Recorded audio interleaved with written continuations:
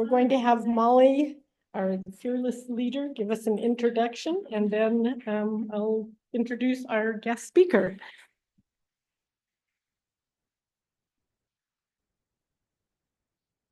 Hello, I'm Molly Prince, one of the co-founders and directors of Utah Prisoner Advocate Network. Oh, our guys from Juab County. Hey, yay. Good to see you. We are actually having a hybrid meeting this month. And so part of us are here in Justice by Objectives offices and part of us are obviously online. So I just want to run through some of our basic stuff. Utah Prisoner Advocate is a 501c3 nonprofit. We're 100% volunteer grassroots community outreach organization.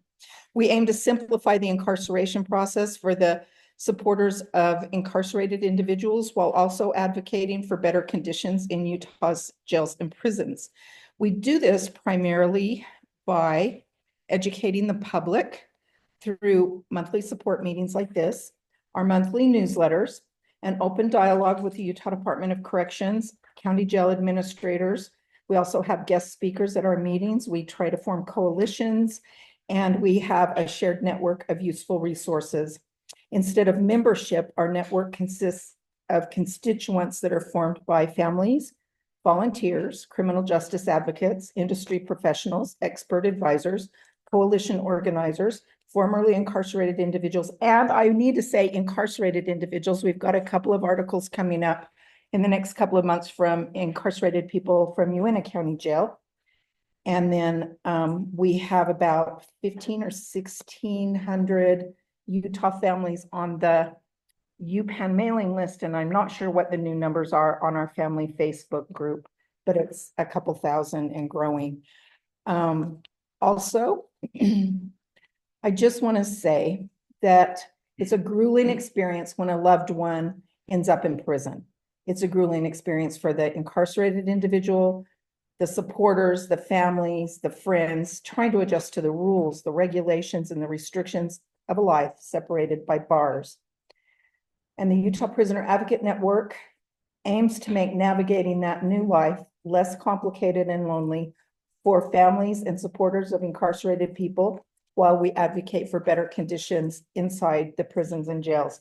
And I'm going to go off script here to say we have 16 directors.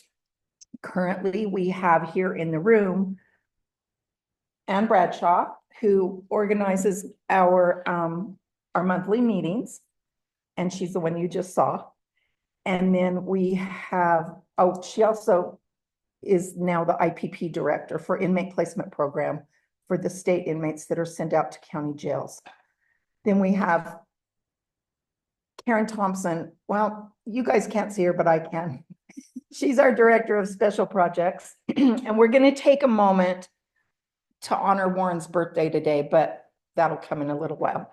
But Karen's been in charge of that, and her husband Richard is here. We have Heidi Kuby, who's our director of commissary issues as well as Board of Pardons issues. And who else do we? Oh, here we are. We have Susan Sundstrom, who's our director of educational issues. We have Dion Corkins here, who is our fearless UPAN newsletter coordinator for all the volunteers that mail into incarcerated individuals that do not have someone in the community to print out and do that for. And online we have Warren Rosenbaum. Happy 91st. He's our newsletter editor. 91, yes. And then we have Amanda Bixman. She's our director of programming issues for the Central Utah Correctional Facility. We have Maureen Parker. She's on our med team. She's an RN, and she helps us try to keep up with all of the problems with medical care and mental health care, et cetera, in the prison system.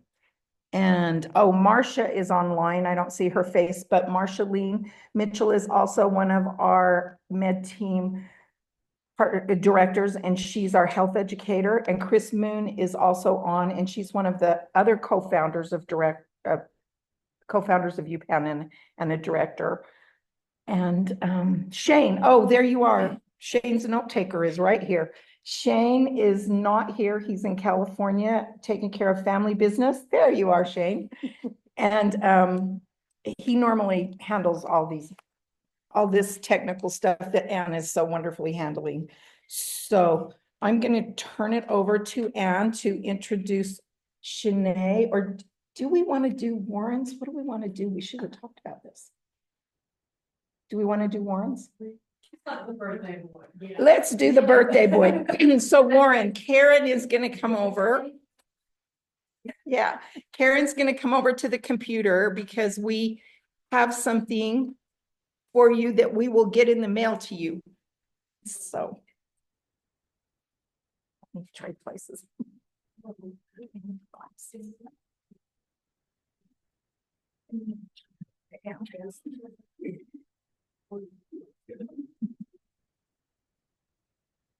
Well, I might ask, where is Shane in California? Because I'm an ex-Californian. I'm a California refugee. Where are you, Shane?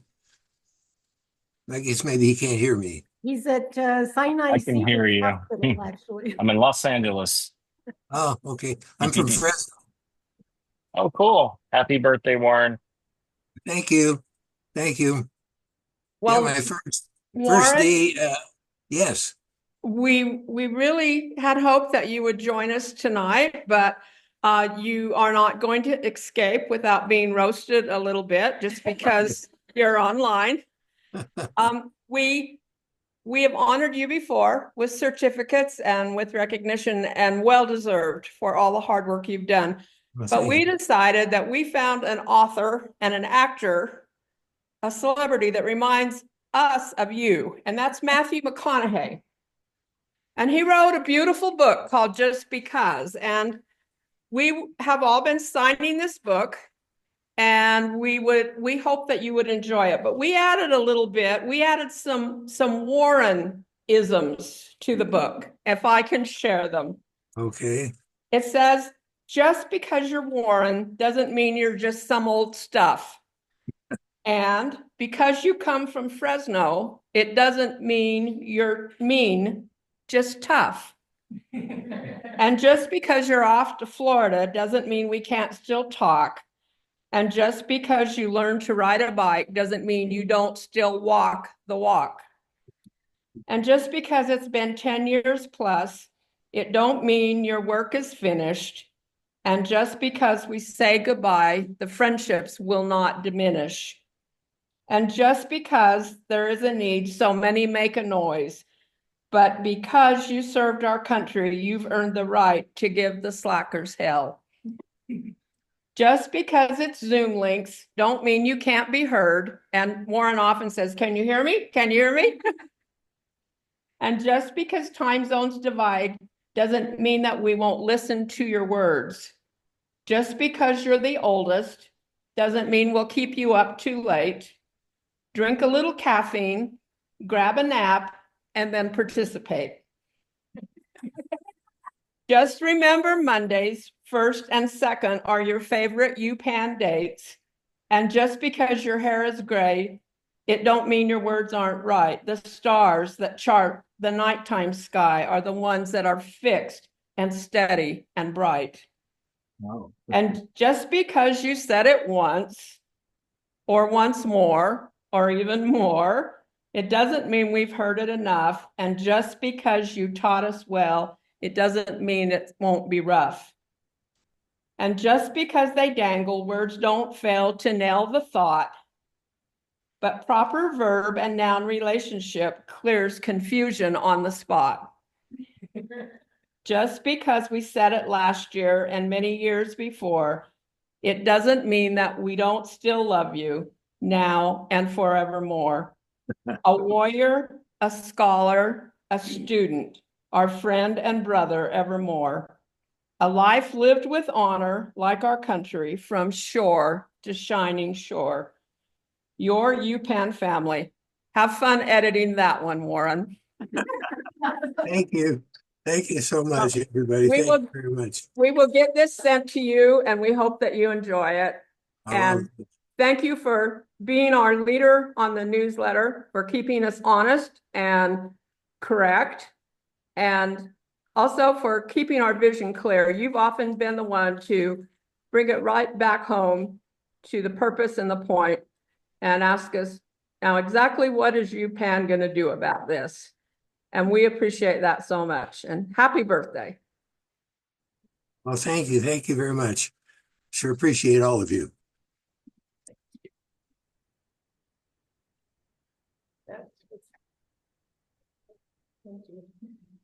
I think, Warren, you might have a competitor in writing poetry. That was quite good. I do poetry, and I recognize somebody's got some skill there. Yeah, Karen is good. Okay, well, we're so excited everyone is here and we welcome you. And I will now introduce our guest speaker, whom I might add, we are in her office, we are in her space. She was so generous. And I'm just gonna kind of put my, so people can see. We'll set it up right here. Oh, okay. It's just, anyway. So you want the computer there or? Okay. Well, right, I'll just. Okay. Oh, there's a clicker right here. Look at you, you're even fancier than. I can do it from here. Channae has a fantastic tech person too. So I know, I'm like, she's incredible, because I'm like, I have no idea what I'm doing, which one buttons do I press? She's the Shane of this organization. Okay, well, this is Channae Holler, yes, and she's the founder and executive of Justice by Objectives, which is an organization that does good. What I hear is you're appreciate that. amazing. Aw. She's it's a nonprofit organization driven by a mission to support individuals and families impacted by the criminal justice system, which is all of us. Exactly. And Channae is a certified peer support specialist. She's a certified family peer support specialist, an adult behavioral health case manager, and a trauma-informed yoga teacher. Yeah. This woman is amazing. I don't do that much yoga though. Yeah. She looks like she does. I don't. Okay. Okay, well, the Justice by Objectives provides peer support, family advocacy, and case management services rooted in compassion, equity, and lived experience. At its core, the organization believes in second chances, don't we all? Community empowerment and reducing recidivism through meaningful connections and wraparound support, which is so important. Yes. Justice by Objectives values dignity, accountability, and healing. These principles guide every aspect of their work, from direct services to advocacy. Currently, Justice by Objective is developing an apprenticeship program designed to offer justice-involved individuals the opportunity to transition into the workforce with purpose and support. I'm just going to say that's fantastic. My son is in a halfway house. Today was his first day at work. How was It took him for a long time to get a job. Yeah. He's got people who are worried about having a felon there, but we'll get through it. Yeah. If we need any help, yeah. Okay. Thank you. Mhm. Let's see. Okay, and this program will provide livable wage jobs, skills training, and paid on the job experience, helping participants rebuild their lives and contribute meaningfully to their communities. They are also developing a course manual that will be utilized in the program and will be teaching life skills in different areas of the criminal justice system, something I did for many years. Yeah. And they will, yes, at the Salt Lake County Jail. Yeah, we will also be using My Story Matters as a starting point, which is fantastic. I love My Story Matters so much. They're like absolutely like mind blowing. Yeah. I'm like, I want to do this, and I see the vision, and I see this, take me over here, and it's just so cool. I could talk for days. And as you can see, Okay, this I'll talk woman is about a My Story doer. Matters. So I'm going to turn the time over to Channae, a Oh, fantastic Thank woman. you. Thank you so much. We would see it from there. Yeah. Okay, so this is just kind of going over what we're going to be talking about. Just kind of about GBO, Justice by Objectives, and then our vision, mission statement, programs, and our services, our team, testimonials, and then also just contact info. The problem that I kept seeing was just the recidivism rate. It was ridiculous. Like every single time I would check it, I felt like it was just getting higher and higher, and like no one was really actually caring. And people weren't supporting in certain avenues. And I get so emotional because you guys are so wonderful. Thank you for all you do. It's really cool to see, because there's some areas that don't help you at all. And it sucks. Whew. Yes, I'm a big baby, like a big sap lately. I'm like, everything is beautiful and you're so nice and I love you. Okay, anyways, that's probably just, yeah, amount of trauma, but now I'm healing from the trauma, so it's been awesome. And the next one, overcrowded in prisons as well. We just saw a huge, like, I mean, you would just see the people that were getting kind of bustled out, really, and that needed to be staying in there as well. I felt like personally, and there's a lot of different things, but the biggest one was sorry, I'm super distracted for a second. Yes, thank you. We have a solution. And who we are, we're a 501c3 accredited nonprofit. We were founded in 2021. I was wrongfully incarcerated and I saw firsthand like just a really eye-opening experience. I had been to jail prior to that, but I had actually known that I was guilty. At that moment, I had never felt so much pain and suffering from just being inside of a place that I knew I shouldn't be. I should be with my kids. And the person that should be sitting there was the person that was throwing it back onto me. So I wanted help in those different areas. Then I started seeing how much peer support was helping. People with lived experience, family peer support, just sharing your story is guiding another human being into doing the right thing. And it's really cool to see. So I started that, and then vision. Okay, we envision, yes, where individuals are empowered, and regardless of their past, like we do not care, past of any sort, we do not discriminate. We just want to help support whatever we can. And the biggest thing that we were seeing was employment was starting to cause a lot of our individuals like to go back. And it was really scary to see. So I'm like, how can we help this? There was an apprenticeship program, and there's these different tools with Department of Workforce Services.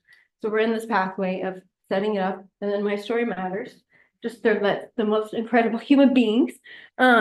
They are helping and shape some different avenues to set it up, and we can't wait to be able to offer apprenticeships to other people so that we can employ so many more people. And then our mission. We just want to reduce recidivism. That's a huge component, huge. I just want to help. We just want to help. We just want to see people thrive and have a successful path. We don't want to see these people suffering, even if you're wrongfully incarcerated, if you're guilty. Let's learn. Let's create a pathway so that we learn from those mistakes. Education is huge within our communities. We love to utilize the people that is their role. We don't ever say or do, hey, I'm a legal professional. No, I'm not. I don't ever say that I'm a therapist. No, I'm not. I'm a peer support. I'm a family peer support. She's a case manager, different avenues. I would never do that. But we do have licensed social worker that does assessments. And then we also have an attorney on our board, and he helps advocate a ton with individuals. And he is a little saint. That's what I have to say. Then we got peer support, family peer support, and case management. I love all of them. Education, we have been setting up classes from Utah State University, from University of Utah. Just having people come over here and educate them on what they do in the community so that they could utilize those resources, whether it be, hey, this is how you cook, or this is how we do for life skills, or Utah State University is going to be doing cooking, but museums, we're going to do all sorts of different kind of avenues. So it'll be good on history as well. And then education, vocational assistance. Like I said, the apprenticeship is what I wish I could go more in depth until we get it more instilled. I would love to extend out the information, but we're super excited in the next 10 days or so. We get it. And transportation. That's the hardest part, especially if you're going from this end of the town to this end of the town. You got to go see your PO, then you got to go over here. We try to extend that out as much as we can. 24 hours in advance is advised. It's really hard sometimes when people call like an hour in advance. Yeah, that's not gonna happen. But we try really hard. The next one. Programs. We got living by objectives, healing by objectives, vocation by objectives, and cultural insight by objectives. We have been focusing a lot more on vocation by objectives and cultural insight because we're a small little team. It was just me running around for a long time. Me and my best friend. And we had our board members, but really the people that were boots on the ground and checking in a lot of the different people in Cache County, because that's where we were from, Cache County. It was a lot. So it's just us, and now we've expanded, and it's been really helpful and super awesome. But living by objectives, okay, perfect. Living by objectives is more focusing on the incarcerated individual and their families, navigating through it, helping utilize any resources that we can help them with, getting them set up with housing, getting them set up with anything, so that they can kind of get their foot in the door before they have to get out. It's best to get them like 90 days, which is amazing, but we know that 30 days or a day could happen, so.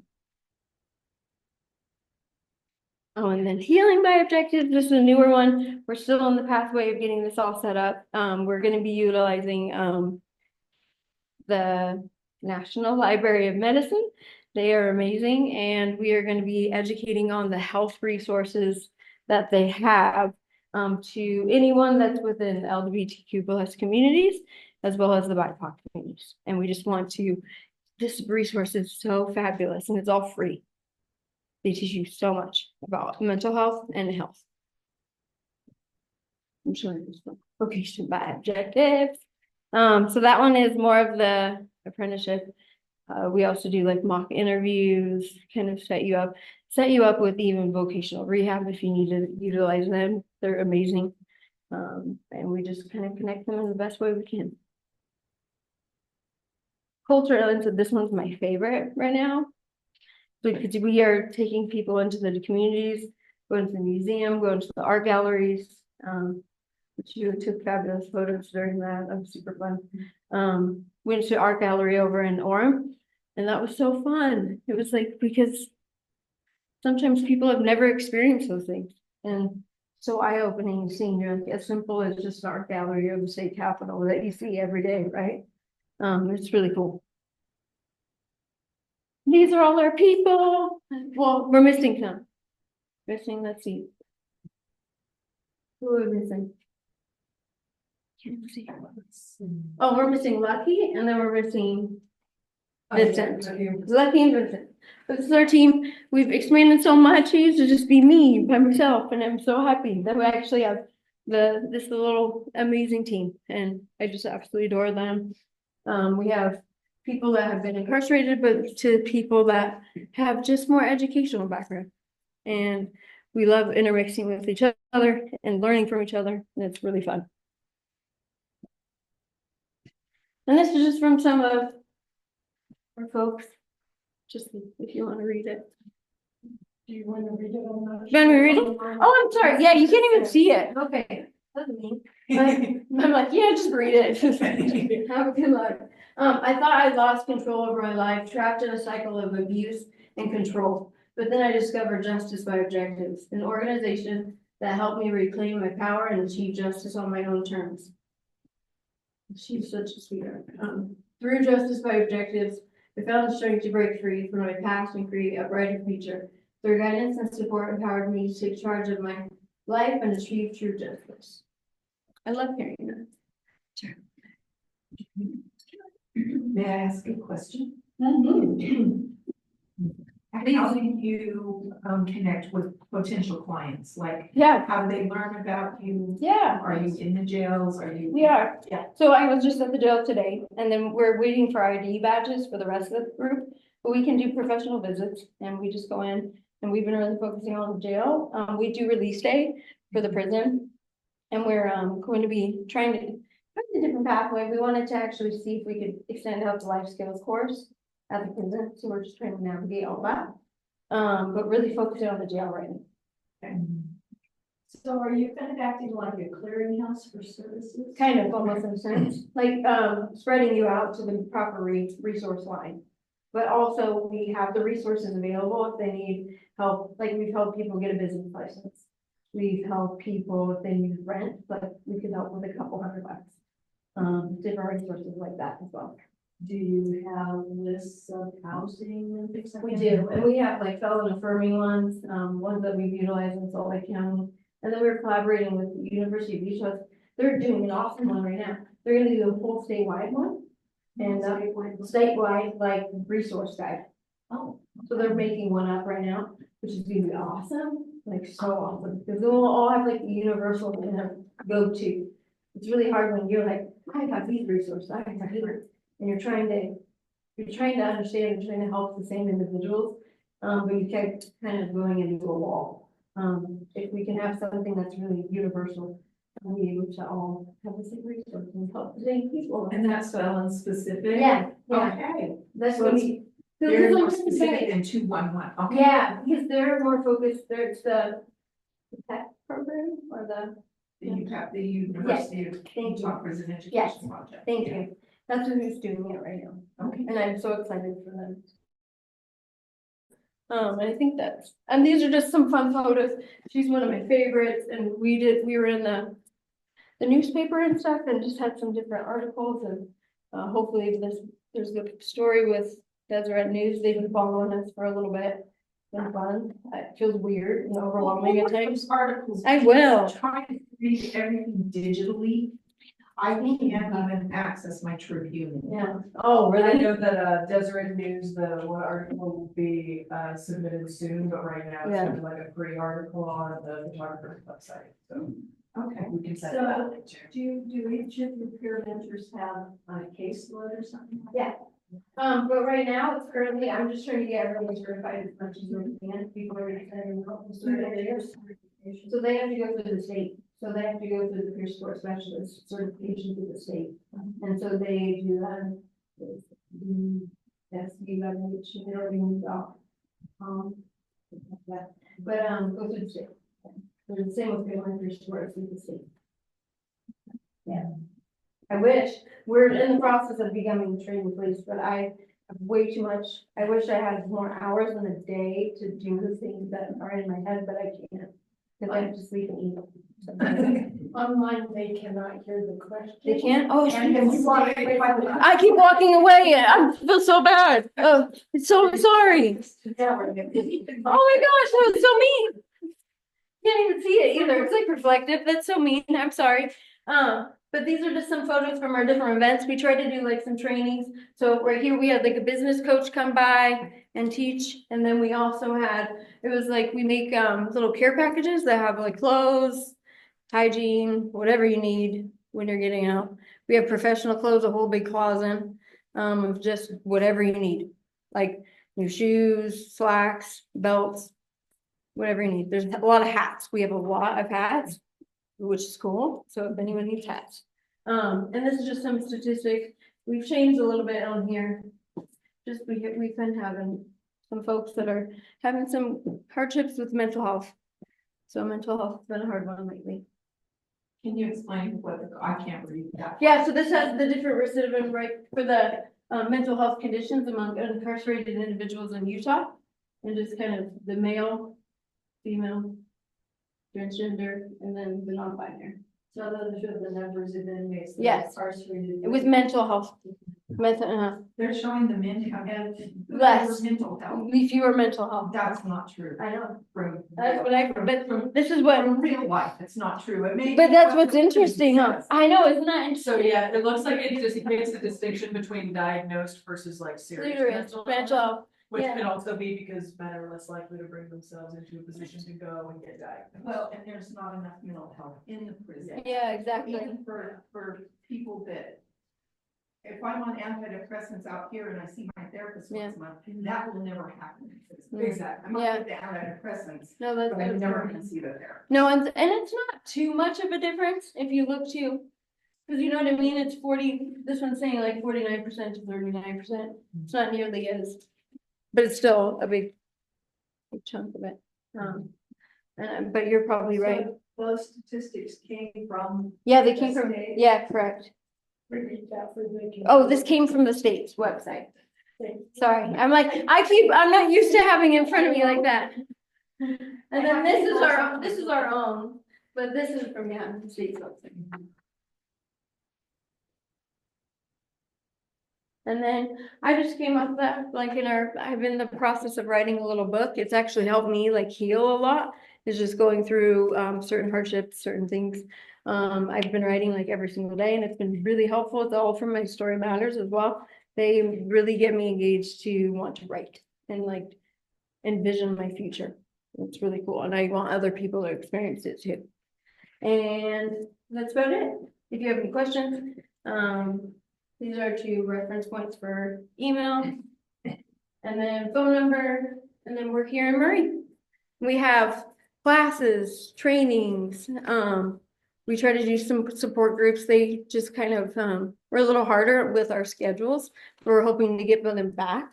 Some of it, we were just trying to make whatever like the communities we're looking for, because we utilize a lot of different community resources as well, like you saw. But any questions or anything? Yeah. Some relationships with the Board of Pardons and Parole. Yes. Yes. So how do you interact with them? So we go to, oh, sorry. So the question was, do we have communication with APNP and Board of Pardons, and also, who was the third one? APNP Board of Pardons. Wasn't there? And UDC. And UDC, okay, yeah. So we have gone to like release day for quite some time. We've also had them come and speak and open up the opportunities to our communities about how they're trying to help. They're trying to help in reentry. They're actually trying to improve a lot of different components, and we want to be the advocates, even though some of us have been harmed in the system, and had certain things that have made us feel a little pain. We still appreciate what they do, and we still respect it in every avenue of what they do. So we want to extend that out. And also we just we also have oh my gosh, I'm in the brain fart for a second. Sorry. I think that was it on that. So yeah. can you tell me, like, for Oh, example, how you would interact with someone at APNP to support someone who's on? Oh, yeah. No, that would make more sense. I didn't even answer your question, so I apologize for that. So we go to the appointments and we explain like what we're doing. So you go with. Sorry, I'm the worst with doing this. I'm too active all over the place, so it makes it a little hard. So I have to you like go sit in with timeout. Yeah, no, so we go and we talk through anything, kind of prepare. So like tonight, we're gonna have to do that with one of our clients because they have probation tomorrow. Walk through the steps. He hasn't been with one of our guys, so he's a little nervous, but it's all gonna be good.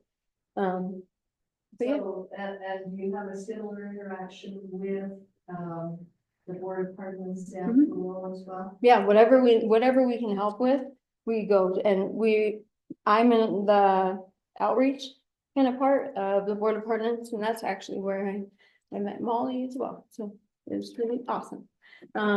I think what the director's doing is wonderful work right now. There's also Board of Pardons. I think she's phenomenal.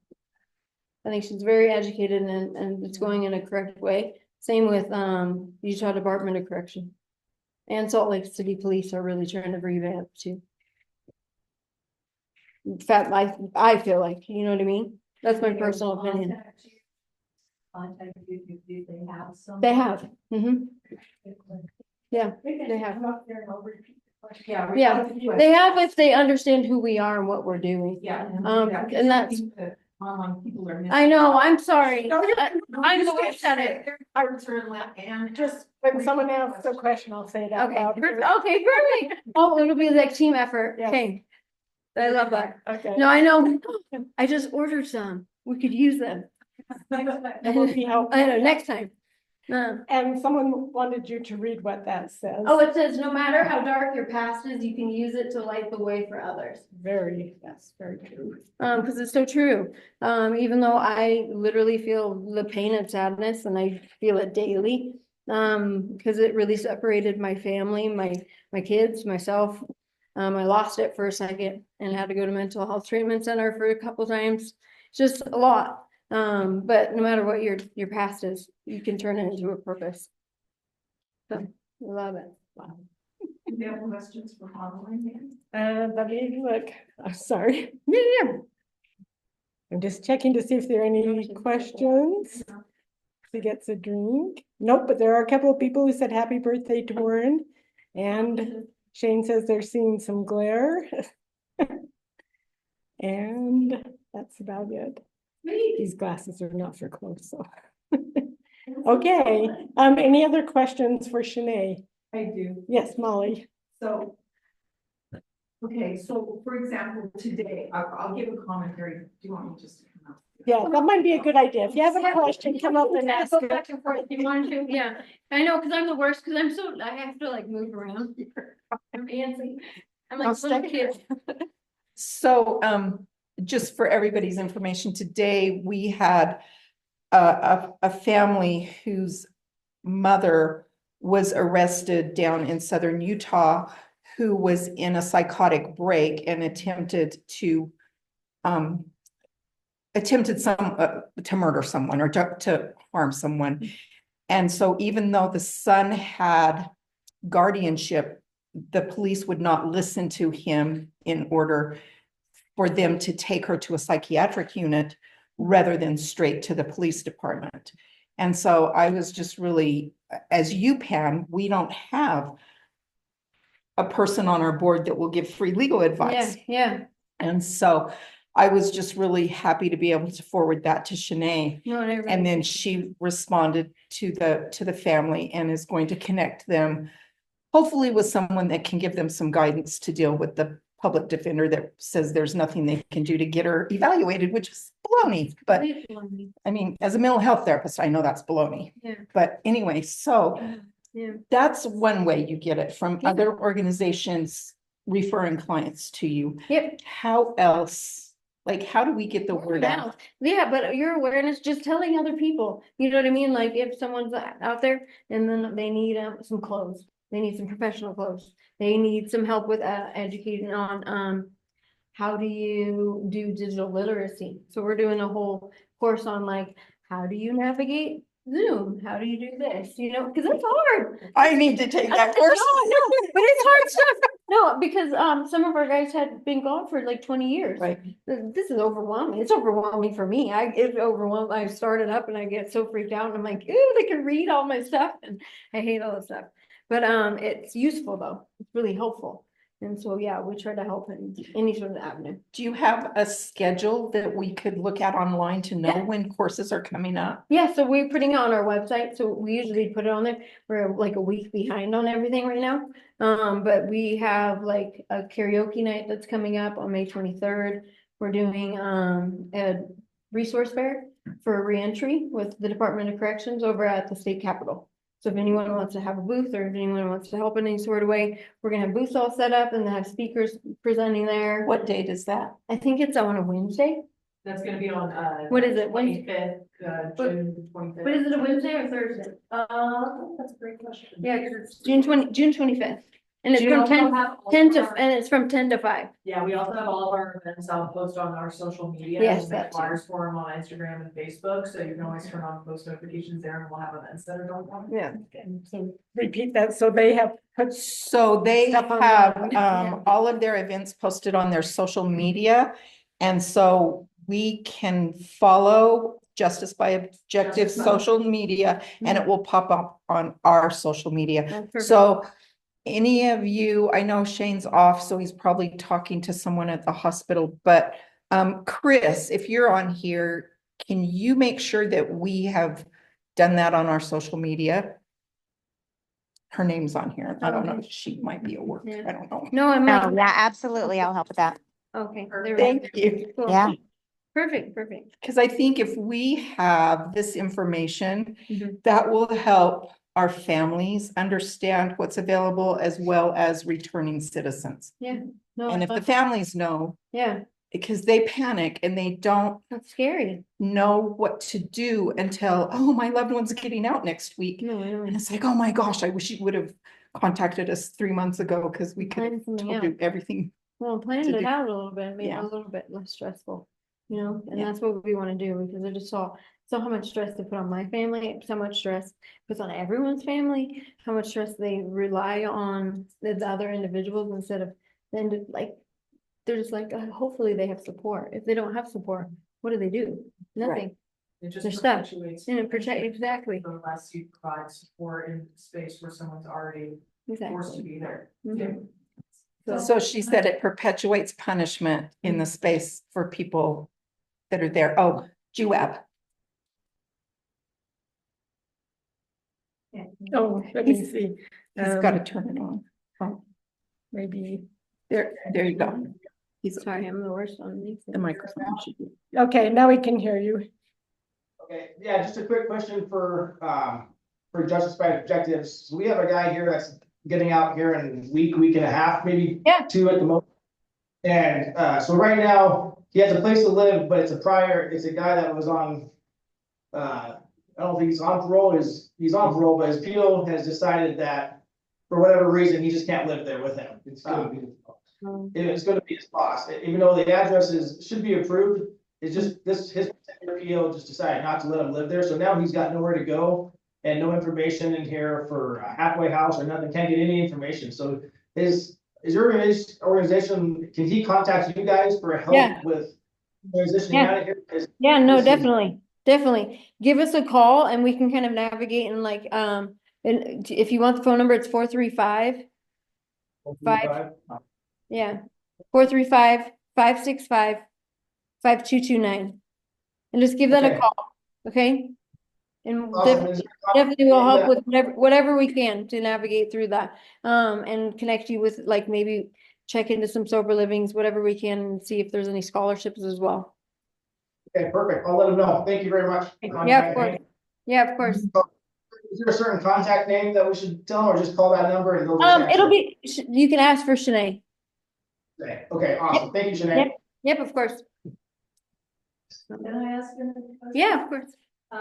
You have an attorney on staff, so Yep. what kind of services do they provide? So The he, question is, Yeah. you have an attorney on staff, what services do they provide? Yeah. Sorry. so he's on the board. And so he's helped with a lot of cases. He's done free, like pro bono work. But he's also asked for, wage, to be paid, because he can't do all of it pro bono. That would be wonderful, if he could be there all 24/7, but he has to eat and he has to provide for his kids. And so, I know, right? It makes me mad sometimes. I'm like, come on. And I want him to stay by me all the time, give me all the resources and help me with everything. Because because he's absolutely amazing. He has helped so many of our clients, and he's done a lot of them pro bono, even though he has a big heart. That's all I have to say. What kind of, is he actually He's- in the facility here, or where? So he's actually in St. George. That's why, so that family that's in Southern as well, it can be a lot of help and support. And so he's actually in Southern, but he does a lot of virtual. But he comes down for certain appointments, like he's a lot of individuals attorney that's in like Salt Lake to Cache County, and he'll just drive out here. Yeah, he's incredible. I don't know, I think he doesn't sleep. But as someone, He's done criminal, so he does criminal defense, he does federal cases. He's done, like, he did the lawsuit for the detective that falsified documents and wrongfully incarcerated me. He was the best, he really was. He did a phenomenal job. Marcus Smith. Smith?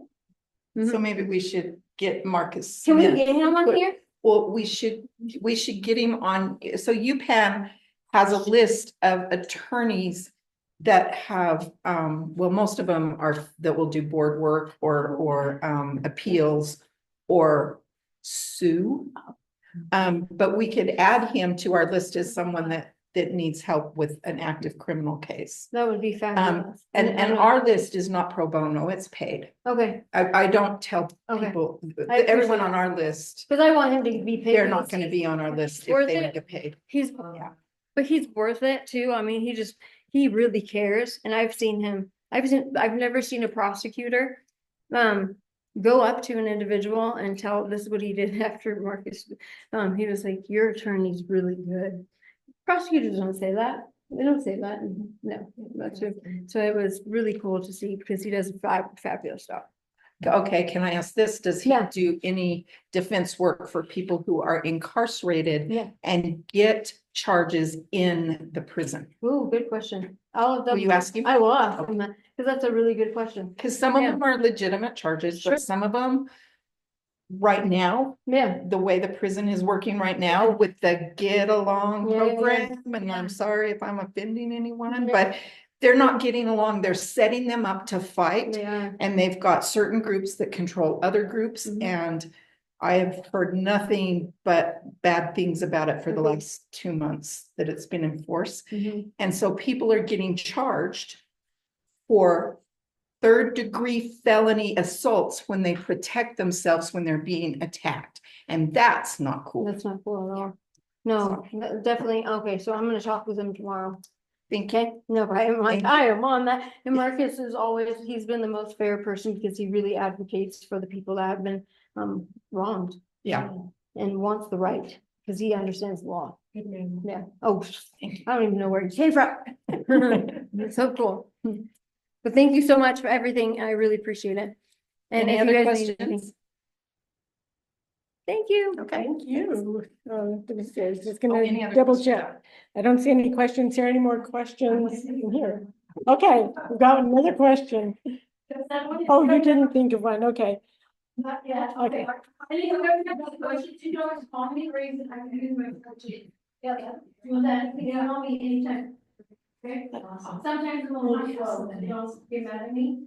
Sometimes it takes me 3 days. And if it takes 3 days, then you email me. Okay. We do that. We're talking about questions. Now Molly is going to come and discuss things. Okay, so if there are no more questions for Channae, I just have a few updates on things. The Get Along program, all I have to say is that the last time somebody talked to the captain of Bear One about it, she said, you're gonna have to get used to it. Okay, enough said. We are working behind the scenes and doing a lot of complaining about, advocating, there we go. We're doing a lot of advocating to have housing be safe and fair and not be done by an algorithm in a computer that doesn't know the people they're placing in dangerous situations. We just got a man, a 75-year-old man moved, luckily right before the shuffle in Bear One that made everybody at risk. But he had been housed in an 8-man cell with, luckily the gang members he was housed with took care of him. But then they contacted my incarcerated loved one and said, can't your aunt get him put into the men's geriatric and medical and current, the medical facility. And so we were able to do that. So he has passed away, but the last 3 months of his life, he did at least, he was in the right facility because the guys just couldn't keep cleaning. He was, you know, incontinent and dementia. And so who puts a person like that in an active young men's unit? That's crazy. And I just got another guy moved after the shuffle because the guys in his 8-man cell were making him keep their hooch and contraband and basically told him, you will take the fall for this. And then he was able to be moved to current, to the geriatric men's unit. So that got him out of harm's way. But we just hear like 1% of what really happens out here. People don't tell us because they don't want the fallout. They don't want the fallout from corrections, and they don't want the fallout from the people that are extorting them or bullying them or raping them or assaulting them. And so we just hear a little tiny bit. So they're getting tired of it, but we just keep advocating for some changes. And I just barely got the law that I haven't read yet because I just got it today of what direct supervision is supposed to be in the state of Utah. Because direct supervision is the type of supervision that's supposed to be happening at Utah State Correctional Facility, our new prison. It was designed for that, meaning you have officer presence 24 hours a day, 7 days a week, 365 days a year. They don't get to leave you alone while they go chat with people in the hall. They don't get to leave you alone when they go to the bathroom. Another officer should be in there. They don't get to leave you alone. I'm sorry. They don't get to leave you alone when they're passing out commissary or mail to other units. But this administration has told me that, oh no, they're going to be gone sometimes for 5 or 10 minutes. Well, they're not gone for 5 or 10 minutes. They're gone for 20 minutes or a half hour. And that's when stabbings and all these other things happen. And you can't have an 8-man cell in an unsupervised unit, especially when they're mixing up people in that cell that shouldn't be together. So I'm getting really passionate about this, but this has been going on since March 27th. It is now May 12th. What's that, 6 weeks, 7 weeks? I have never sent so many emails or made so many phone calls as I have about bad things happening. And it's only like a tiny percent. So if any of you hear of this, please let me know. And I will take it, but we have to get permission. If families email us, we have to get permission from them to report it. I have sent more information about, well, I know that they're still selling 2-pound bags of sugar on commissary and people can still buy 6 of them at a time. Well, what do you think you make hooch with? So why are you doing 2-pound bags of sugar? Well, but then now they have the new juices instead of the real juice. Now they have the new juices that have sugar in them, so they don't even need anyway. Yeah, but they have sugar in them. That's the thing. Yep. Cinnamon rolls. Yeah, this honey buns. Yes. Any questions that you have, you can ask me. Good. Just got out on the stage. Welcome, Chandler. Thank you. Is it okay that I just said your name publicly? I'm familiar with what you're talking about that happened over in Bearwood. Yes. I have a friend that's over there and he's expressed a lot of concern about it because they had them all segregated into safe housing and then they did a big shakeup and it's rocked a lot of people. So I'm going to summarize what Chandler just told us. He got out recently and his friend has talked to him too. He knows what has been happening in there. And I call it the Bear One Shuffle because that's what they did. They just shuffled everybody around out of safe groups into very dangerous housing. So Chandler said that he'll be happy to consult with me. So thank you, Chandler.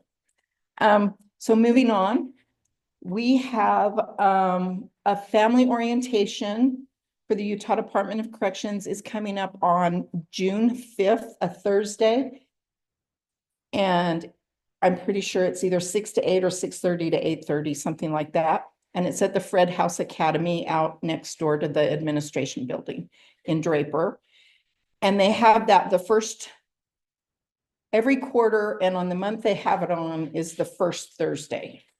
So UPAN had a table last quarter. I asked Ski today if we still have a table, and he said he would check with Brindy Warrett because the new development under the new administration is that all those contacts we made during the Citizens Academy and everywhere else, we have been told that we have to email, and don't get me wrong, I have a lot of respect and love for Aubrey and for Ski, but we have to email our questions and concerns to Aubrey and Ski in constituent service. Well, Ski's with the stakeholder experience coordinator and Aubrey's with constituent services, and it's all the same office. And then they triage our questions to the right division directors or deputy wardens or whatever. The problem with that is sometimes I wait 3 weeks now for an answer. And so today I had to ask Ski if UPAN will have a table.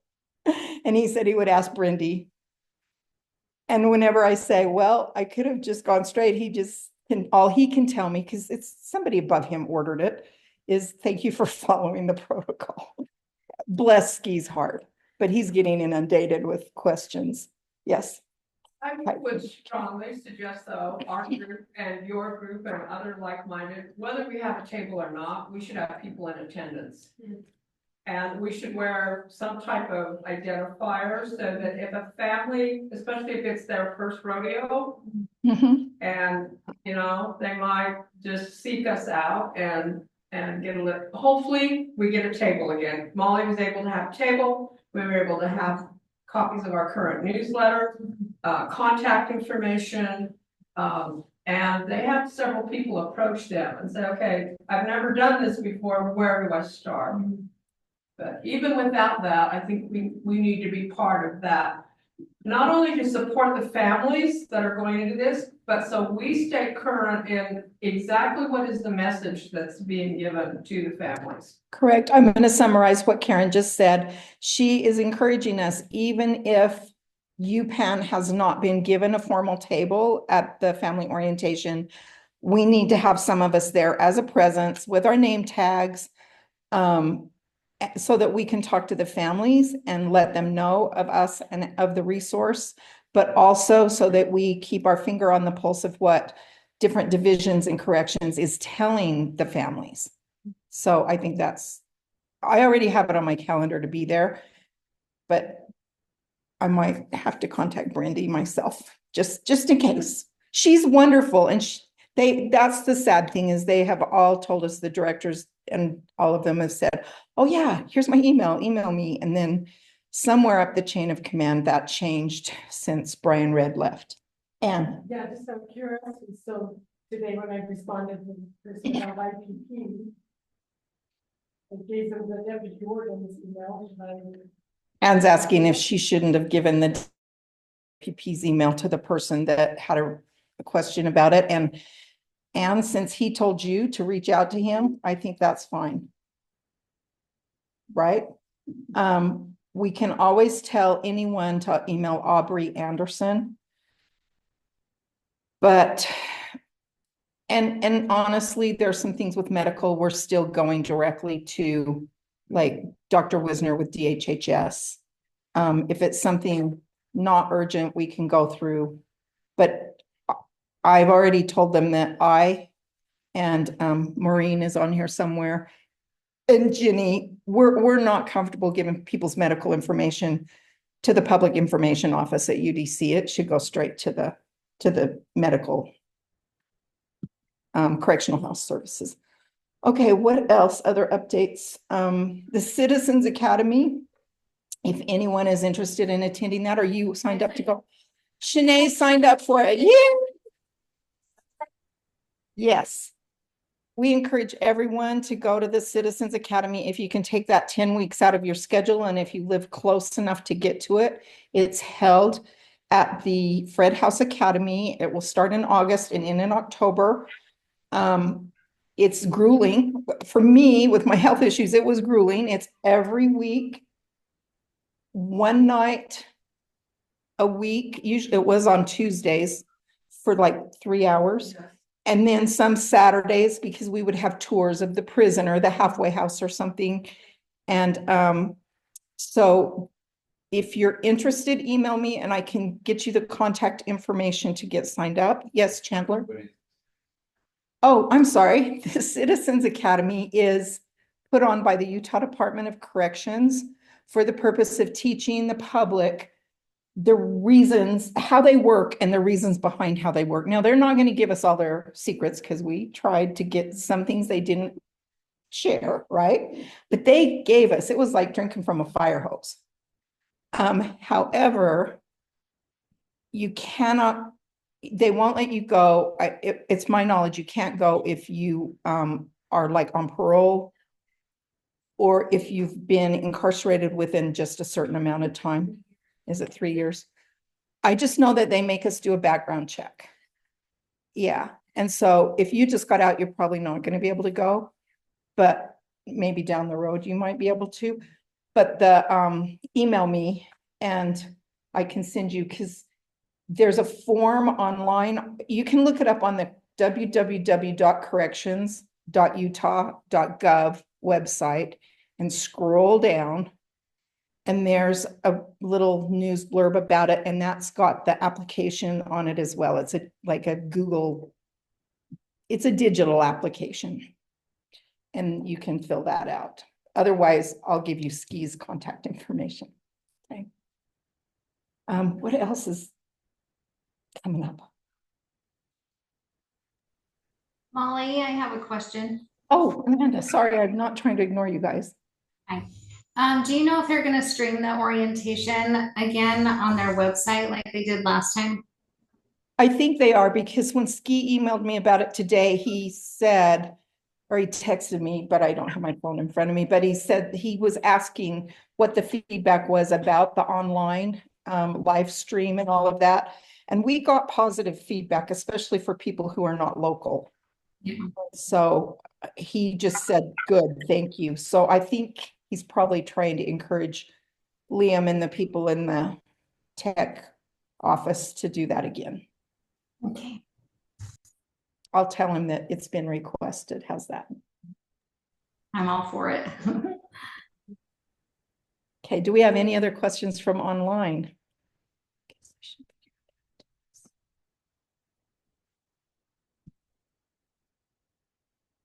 Okay. I have a question for Chandler. Yes. So give us a little feedback. Did you hear about Justice by Objectives or UPAN? Did you hear about either of those organizations while you were incorporated? So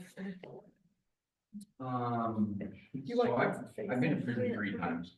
Are you okay to have your face on here? Yeah, you said it right Okay. here. Fine. We'll get it close to you. What's he doing that? So I've been to prison 3 times. I've heard of UPAN, all 3 prison stays. And while in Beaver County, I had started getting your guys's newsletter, which were always very helpful. A lot of the stuff just depends or pertains to who you are and where you're at, right? As far as Justice by Objectives, she was there on my release day.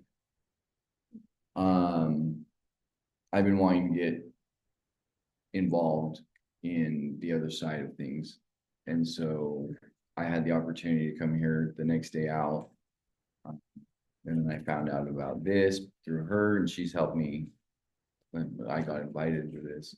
So to answer your question, sure, I've known about UPAN, all 3 prison stays. I think most people do. There's always someone that's got a UPAN letter, if, you know, I think that's yeah.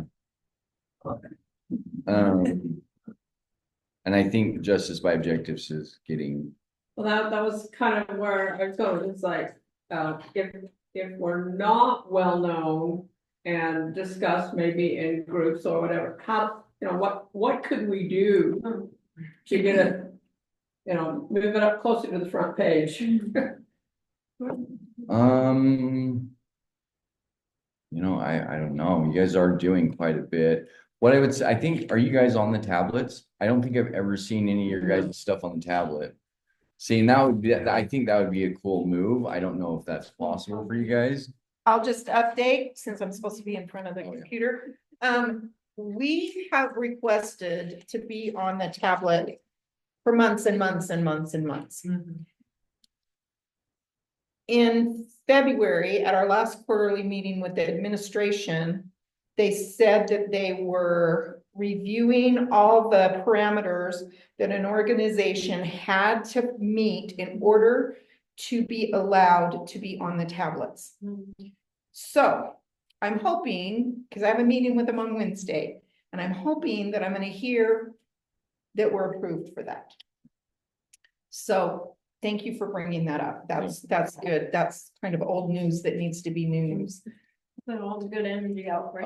Thank you. Here's, and just, sorry, and so I would say, even if they didn't let you guys put the newsletter on the tablet, at least have your information where to write on the tablet, right? That would be good. Yeah, if they, Maybe a banner or something, that the new newsletter's out, go look for it. or- yeah, if they or don't, Something. if they don't want to advertise your stuff, at least give you the option to ask for it, right? Right. So, So I'm hoping we'll get an answer. Another quick question. yeah, Did you get involved at all with the new pigeon mail system where the mail goes to Las Vegas now, gets copied and back? And if you did, what was your experience? I mean, I've received some mail from Pigeonly. They photocopy all your mail. It takes longer to get mail than it normally would. If you were to send something locally and it would take a week, now it's gonna take a couple weeks. I know that their reason for it was to get rid of the drugs, but the drugs are still just as rampant. They plugged up the wrong hole. Yeah. The drugs are, I'm sure Pigeonly is a private company as Yeah. well too. So Makes a lot of yeah. It's graphic as you. There's, and I think it was a good idea. But that is not where it's coming from, at least not the bulk of it. That might, I would say on my end that if someone was to send in drugs to the mail, they're getting in very small amounts of drugs. The amount of drugs that are in the prison is being brought in from cops and from visiting.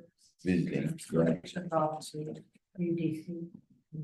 they've. And stopped our I'm not, to like stopped all of the avenues. I don't know how else they get it. I, 'Cause now you can't even go to the bathroom without it being checked first yeah. and after. And which is fine and fine with me, but Well, and then they've got a lot of new cops on board, and I don't know how that's gonna affect things, but I don't know how their training is either, so well, there are a lot of young ones that can be easily very young. influenced. There's like 18-year-old. I mean, I was super impressionable at 18, and if I was 18 in a prison and I wanted to make some good money. But they tell us, and we hear from our loved ones that we write and hear back from, that the system's improving. With the quality of the copies, could you read what you got? You could read everything. Okay. Yeah, everything was fine. The only problem was the lateness. Okay. It would take some time. I think probably the latest I'd seen was about 3 weeks. It's taken our newsletter at least 4 weeks in some cases. And I wouldn't doubt that. So I've had people write and say, I never got your newsletter. And then I sent another one, and then one sent back and he says, I'm sorry, as soon as I wrote that letter, I got your newsletter. But it had been a month that he waited, you know. So. It's interesting. Did you have a green tinge on your letters that they sent to you? There is kind of a green tinge on some of the letters. Actually, I think most of the letters, it does not look like the original. If it was a white piece of paper, it was gonna, it's like a contact paper almost. yeah, it looks a little different. Well, and we're trying to get answers about how families that don't have attorneys can send in legal documents without that. For example, I would need to send my loved one a new power of attorney form to get notarized. And it's gonna be green when he gets it, which is, I'm kind of okay with that. But if it was divorce papers or I don't know, any legal case work or something. I know that they're all different, but my son's caseworker has been willing to let me send her documents online, and she will make sure they get. Oh, That's a great okay. use attorney power. So Susan said that her son's case manager is willing to let her send those kinds of documents directly to the case manager, and she'll print them out and give them to her son. I don't know if all case managers will do that, because some are amazing and some are not helpful at all. They're trying to transition to new caseworkers. Prison system is also It's taken, slow. you get all the Yeah. documents that are going on. So, okay, we've got a lot of conversations, but people are just talking about that legal documents should probably come from the lawyer because, well, because the lawyers have to get a QR code. It's a big process. But lawyers are getting duped into sending in paper that are laced with drugs by families, giving them documents to send in. And then the attorneys send it in under their little QR code versus, like in our case, we would email the attorney and then she could print out whatever she needed and send it in. I wasn't gonna like drive to give her papers. I'm too lazy. I'm gonna email, but that's what we're hearing. We're hearing all sorts of things. Where there's a will, there's a way. You're absolutely right. Yeah. Very creative people in there. I did this and now I can't get it off the chat so that I can see oh, there we are. Does anyone else have any questions on here? Okay.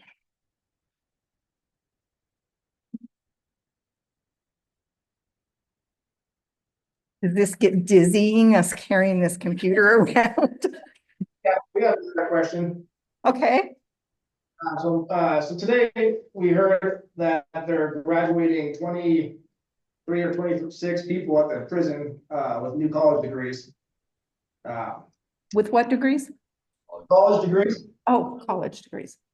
26 people. So what's that? About 0.5% of the prison population. So I mean, nothing to be excited over.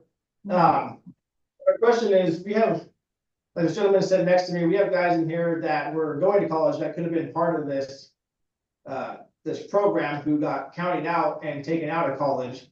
So these numbers of 26 graduating, how many people have gotten moved instead of graduating, instead of going to college? Those numbers we don't know. And then another thing we're wondering, how did you become one of those 26? What's their decision process? What's the selection process? Why are they able to get, it was a Utah State college program. Why are they able to get college when we're being told that our college got cut here in Chihuahua County? They're saying all funding. So is it still going on? Do you know if it's still going on? Just a minute. Okay. So the JUAB guys got word today that 26 people today graduated. I'm guessing up in USC in the Salt Lake prison or Gunnison. Salt Lake. Pardon? Salt Lake. Salt Lake. Sorry, my hearing must be bad. Okay. In the Salt Lake prison today, and they thought it was Utah State. Are you sure it wasn't UPEP, the Utah prison, the University of Utah? This is just what I saw on the news. So it just could have been the news picking the wrong college. Okay, hang on. Susan's going to see if she can answer. Do you want to come up? Let Susan come up and answer. She's our director of educational issues. I don't know that I can totally answer this question, but Utah State is not currently an option for education. They only took in 8 people in the new UPEP program last fall. So I don't know how they would be graduating already. What if it was Salt Lake Community College? Could have been Salt Lake Community. They've been doing the program over there for quite some time. So certainly could have been that. They also do a tech program in the women's section and in some of the bear programs. So it could have been that too, from one of the tech programs. Yeah, but right now they are pretty limited in terms of who they're available to. We're trying to get them expanded, but Kenzie Jones, who's the education director, tells me that they just don't have enough resources. They don't have a lot of money, they don't have staff. So right now, they're just doing the best they can to expand things and try to get more things on the tablets. But yeah, that's what I would think is maybe the technical programs and maybe Salt Lake Community may have had some graduates. Thank you. Yeah. So to the other part of the question, Anne, who's our director of IPP issues and is trying. Okay, there's 27 jails in Utah and 20 of them are contracted with the state for state inmates. So it's like a huge learning curve, but to maybe try to find out why can't IPP people have access to these programs and how do they get picked, especially if any of you were pulled from the prison while you were in a program and placed in a jail, which we get a lot of complaints about that. And that's that computer algorithm that's going on somewhere in the ethers, in the cloud or somewhere that nobody can explain to us about how people get picked. But is that, Yeah. that's the, sorry, now I can see you. That's the, sorry. That's the question is how could you access them and how do people get picked, especially if they would be eligible in the prison to have it to end up in IPP with no options? Is that Right, correct? yeah. That's correct. Yeah, we're just kind of wondering how some are there long enough magically to graduate, right? With these college programs. I mean, they're obviously doing it because they think it helps recidivism rates, obviously. Why don't they think people out in IPP deserve that same chance? I love that question, and Anne's writing it down. And you guys, please write me.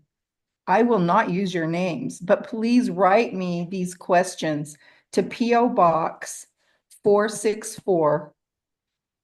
I'm gonna let you write it down. Please, please, please.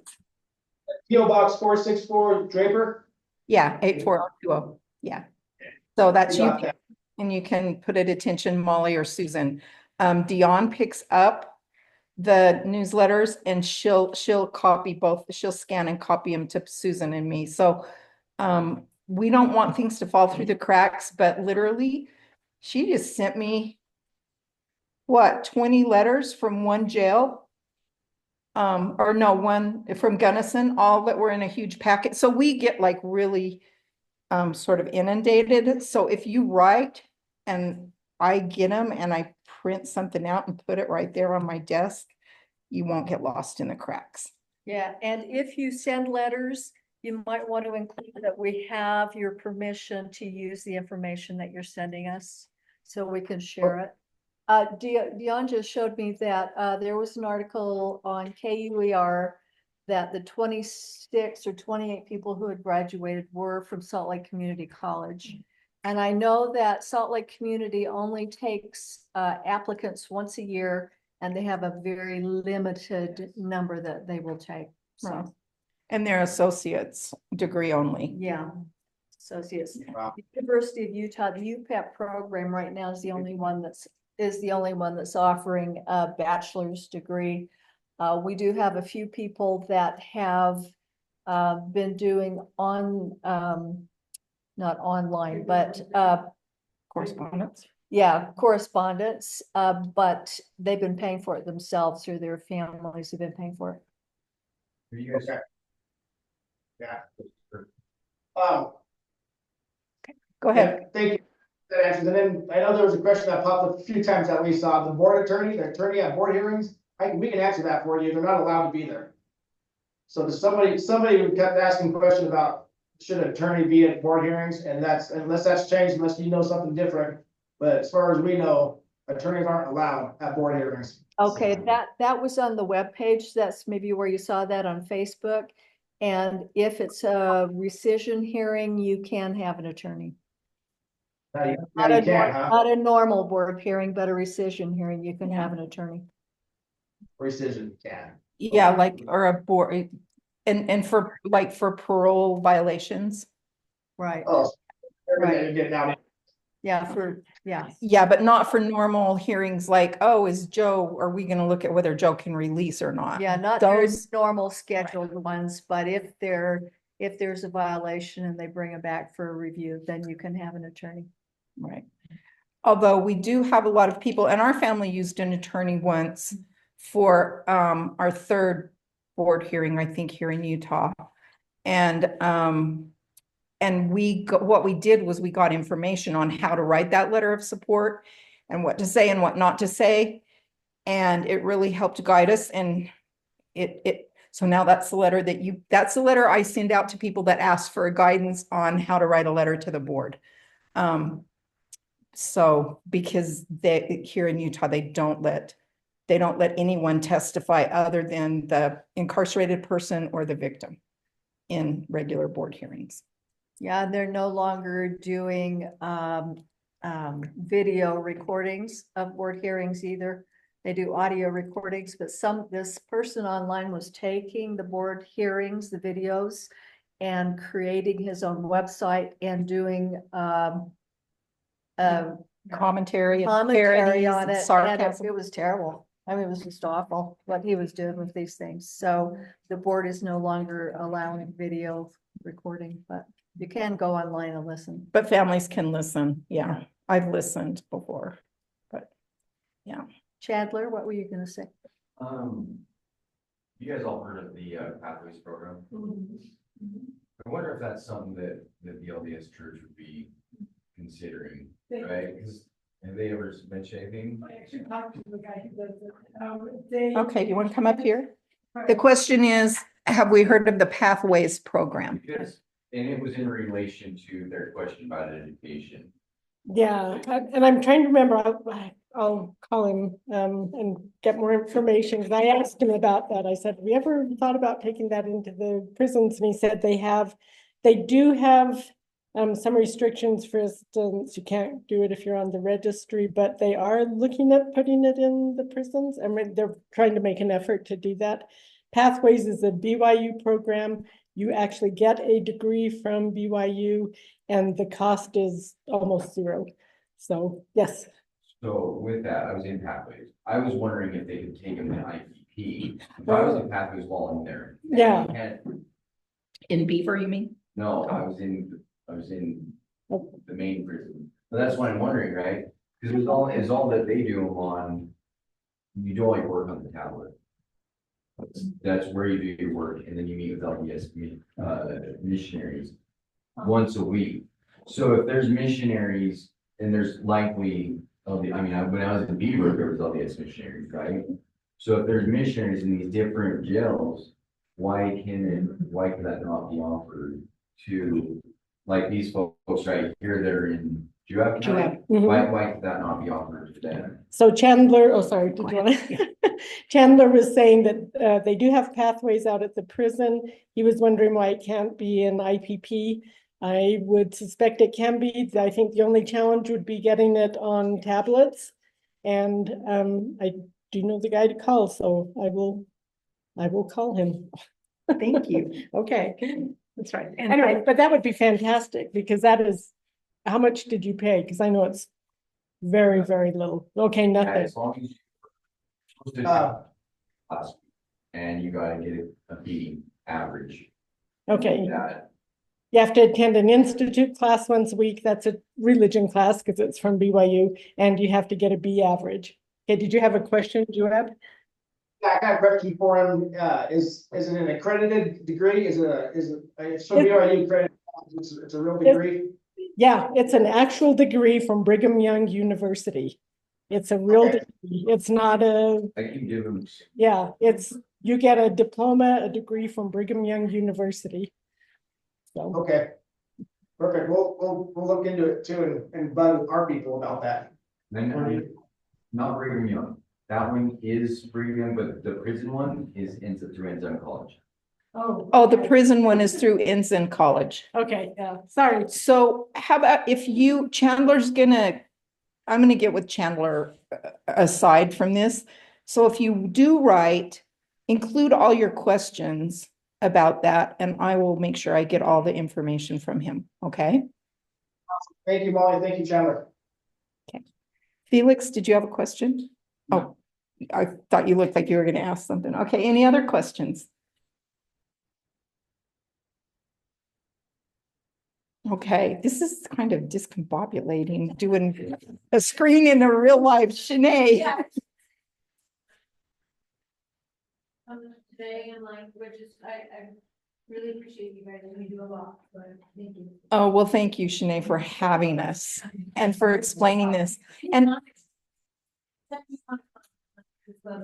Channae, can I ask can I just get a copy of your PowerPoint so I can write my article? Because you talk fast and I could not write fast enough. And I can see like you, but not way back and not real close. Okay, thank you. So I'm gonna have a summary of all this in the newsletter. She's gonna send me her PowerPoint. Okay. Well, this has been a pretty productive meeting, it seems like. Thank you guys for all coming. Thank you, Warren. I'll hold up for just a minute. Okay. Before you close the meeting and so forth, I'd like to bring up a project, a secondary project I'm working on regarding the criminal justice system. In addition to my UPAN duties, I've been looking into sex offenders and risk factor. And I have run across some information. I would appreciate if people have some information about sex offender risk factors and so forth. They might send it to me within the next, let's say, 2 weeks. I'll give you my email address. And here's the story.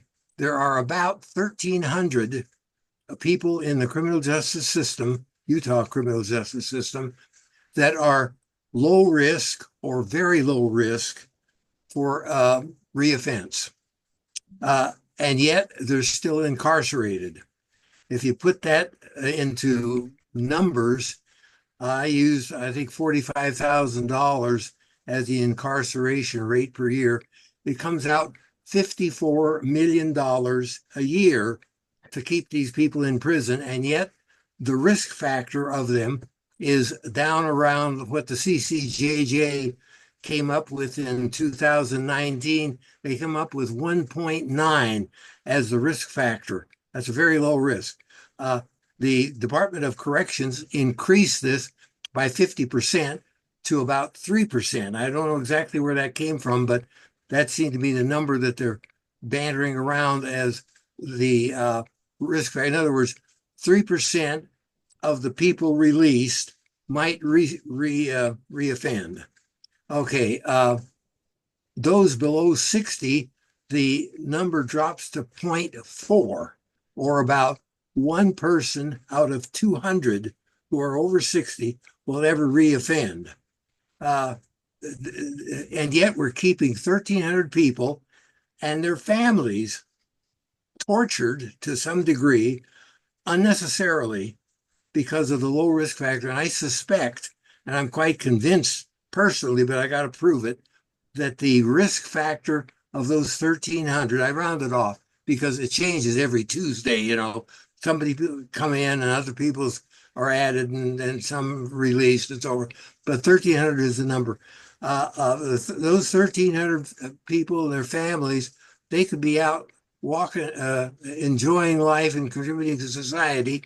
And I suspect that their risk factor is less than the general population.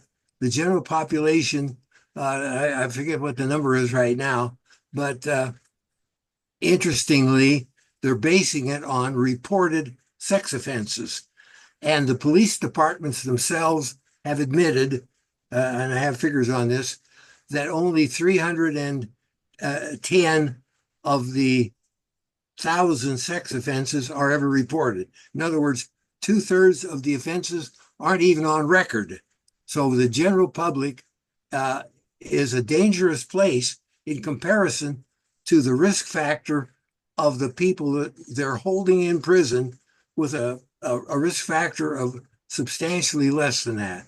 And I think what we need to do is work toward getting those people released, get them back to their families, and if nothing else, if they want to continue to spend some money, peel off about 10% of the $54 million a year and put it toward a group that will develop plans for prevention rather than punishment.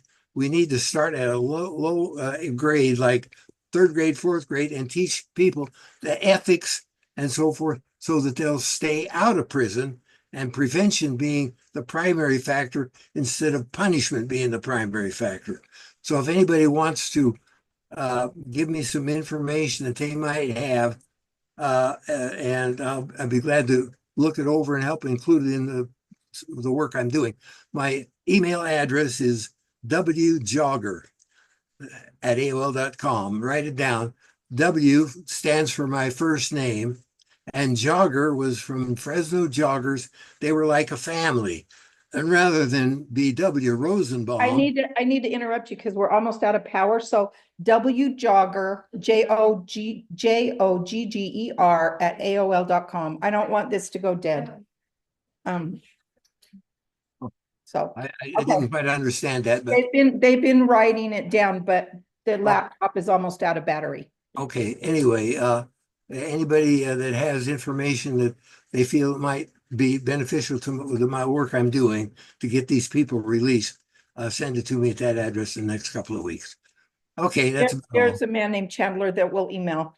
Okay, I think it just says that it's almost out. So anyway, thank you everybody for coming. Thank everybody online for attending and dealing with our challenges, learning how to do a hybrid meeting. Without Shane to manage it all. I think Anna's done an amazing job. I'm just gonna plug the computer in real fast, but I have to move it. I plugged it just before I came or charged it, but it has used all its power. Yeah, it is hot. It is hot. Okay. Okay. So yeah, we should probably wind it. Whoops. Yeah, so we're gonna say goodbye. Thank you, everyone. And Joab. Molly, real quick, do you want to plug the next meeting? Our next meeting, oh, yes. Our June meeting is Mark Hugen-Tobler. He's the author of All My Friends Are Felons book. He's the podcaster, All My Friends Are Felons podcast. He's a former educator in Gunnison for many years, and he has started I looked it up a while ago, Freedom Academy. So Freedom Academy is a new transitional housing, sober living in Layton, Utah that just opened a few weeks ago. And so in June, he's going to present on that. Thank you. Bye-bye. Bye-bye.